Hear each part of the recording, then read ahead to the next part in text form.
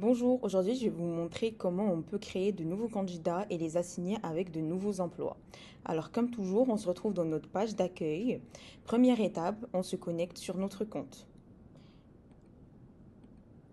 Une fois fait, on se retrouvera dans notre dashboard où on aura les différentes informations sur notre processus de recrutement ainsi que notre organisation. Nous, on va s'intéresser au module recrutement et plus exactement candidat. Ici, on a les différents candidats déjà créés auparavant, mais nous, on tentera d'en créer un autre. On appuiera sur Ajouter un candidat. Ensuite, ici, on aura différentes options. Soit on peut le créer manuellement en faisant rentrer les informations par nous-mêmes, soit en se basant sur un CV et du coup, ça sera une saisie automatique. Soit on pourra sélectionner différents CV mais regroupés, soit sous forme CSV si le CV il est déjà zippé. Nous, on va se baser sur la saisie automatique à l'aide d'un CV. Du coup, on appuiera sur Ajouter un candidat en utilisant le CV. Par la suite, on télécharge notre CV et on transfère.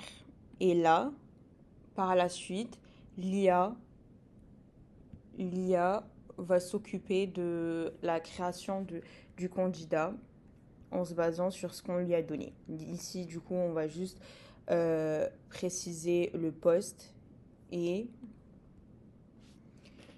normalement, on aura tout sur la page d'accueil la page d'accueil des candidats. Ici, on aura le récapitulatif du candidat avec ses expériences et ses coordonnées.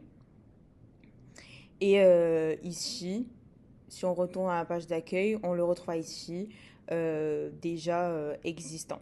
Une fois créé, si on vient appuyer sur le candidat en question, on aura notre petit récapitulatif par rapport à la personne en question, ses expériences, son CV, son évaluation aussi en se basant sur les tests qu'il avait déjà passés. On a aussi côté remarques, si on veut rajouter une remarque par rapport à la personne, si elle passe ou pas, par exemple. Ici, on aura le score final du CV, si il match avec l'offre du coup ou pas.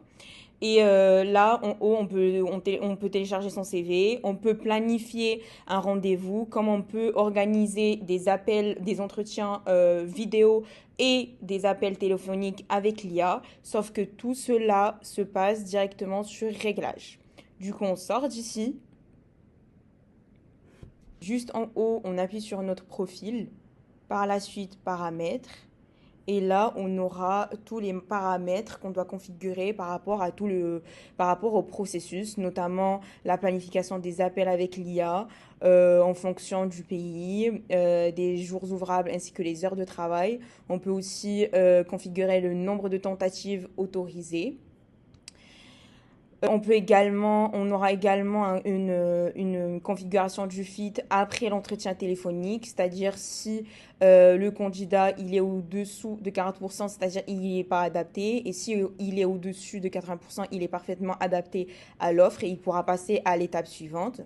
Ensuite, on a la marge de temps pour un entretien vidéo. On peut choisir la durée de l'appel. Ensuite, la configuration du feed aussi. La première, c'était par rapport aux appels téléphoniques et là, c'est les appels vidéo avec l'IA. Ensuite, on a aussi le modèle d'email pour les candidats personnalisés, c'est-à-dire ici, on peut déjà configurer le mail si le candidat passe à l'étape suivante du processus, c'est-à-dire l'interview en vidéo ou encore l'interview en audio. Et on peut également choisir si on veut qu'ils reçoivent la notification ou pas. Maintenant qu'on a réglé les différents paramètres de la partie candidat, passons à comment on peut créer une offre d'emploi. Du coup, retour au module recrutement, on appuie sur tableau des emplois et là on aura déjà tous les emplois déjà créés auparavant. Et pour en créer un, on doit juste appuyer sur créer une annonce d'emploi. On aura deux choix, soit à l'aide de l'IA ou manuellement. Si par exemple on prend avec l'aide de l'IA, on sera emmené ici, on doit juste préciser à l'IA le type de job. Par exemple, on va prendre comme exemple directeur commercial. On doit préciser le type d'emploi, le type de travail, le quota de recrutement, l'expérience minimale aussi, en ajoutant la langue. pour affiner encore plus l'offre. Et aussi 3 compétences phares pour ce type de job. Par exemple, ici, on va mettre leadership, analyse, négociation. Par la suite, on précisera le pays, l'État, la ville, le code postal. Et ensuite, on appuiera sur créer des emplois. Par la suite, une fiche récapitulative du poste avec les exigences de ce dernier, l'expérience et aussi les compétences.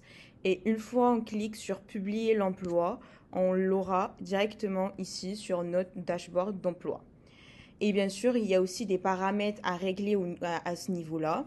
On appuiera comme toujours sur notre profil, paramètres, et là, juste en bas, on pourra gérer par exemple les accès et les permissions par rapport aux offres.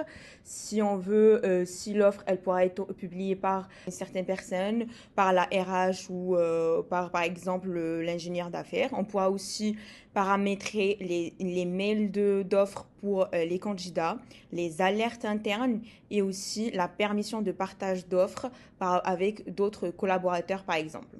Et maintenant, comment on peut assigner une offre à un candidat?